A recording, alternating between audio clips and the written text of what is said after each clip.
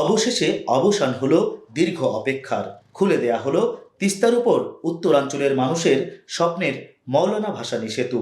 যোগাযোগে উন্মোচিত হলো নতুন দুয়ার। বুধবার দুপুরে গাইবান্ধায় গিয়ে সেতুটি উদ্বোধন করেন স্থানীয় সরকার উপদেষ্টা আসিফ মাহমুদ সজীব ভূঁইয়া। সেতুর সুন্দরগঞ্জের হরিপুর প্রবেশ মুখে ফিতা কেটে সেতুটির দুয়ার খুলে দেন তিনি। এ সময় তার সঙ্গে ছিল সৌদি প্রতিনিধি দল।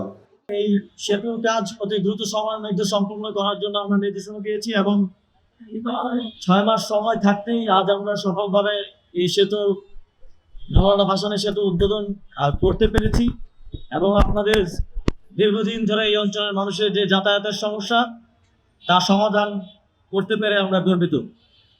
এর আগে থেকেই পুরো এলাকায় তৈরি হয় উৎসব মুখর পরিবেশ। ভোর থেকেই তিস্তা পাড়ে ভিড় জমান শত শত মানুষ। কেউ পরিবারের সঙ্গে, কেউ বা আসেন দল বেঁধে এই মুহূর্তের সাক্ষী হতে। এই সেতুটা এমন একটা আমাদের বন্ধনে দুই পারের যে একটা বন্ধন সৃষ্টি করে দিল, এটা মহান আল্লাহ তাআলার কাছে আমার লাখো লাখো শুকরিয়া আদায় করতেছি।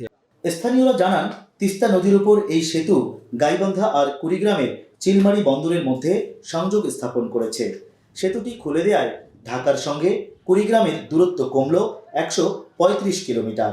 এই সেতুটি হওয়ার মধ্য দিয়ে যোগাযোগের ব্যবস্থাটা যেমন উন্নত হলো, তেমনি ব্যবসা বাণিজ্যের পথ প্রশস্ত হয়ে গেল।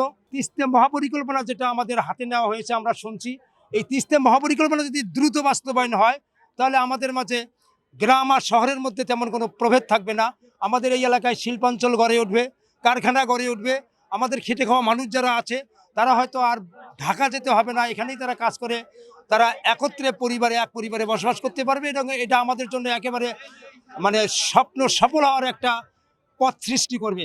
1490 মিটার দৈর্ঘ্যের সেতুটি নির্মাণে খরচ হয়েছে 925 কোটি টাকা।